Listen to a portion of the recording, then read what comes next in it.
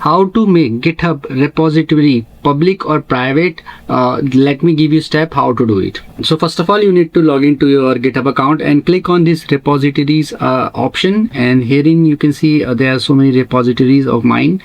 So you can see it is public in front of them, so you can make them private as well. So this is the private one. I will make it public.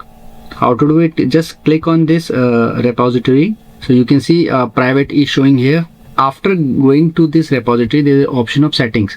Just tap on this. After opening settings of the repository, go down at the bottom. You can see there is an option of danger zone. So from here you can make it private to public, public to private. The steps are same. You need to just click on change visibility. Click on change to public. I want to click on this. I want to make this repository public. Now click on this. I have read and understand these effects.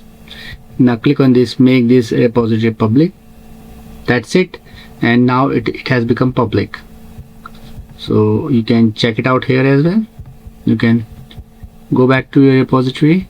You can see now it is showing public. So similarly, you can make any public repository private by following the same steps. By going to a repository and click on the setting option, and after that scroll down and make it private to public or public to private. So I hope friends now you will be able to do it. In case you find this video helpful, just hit on the like button, also subscribe my channel for upcoming videos.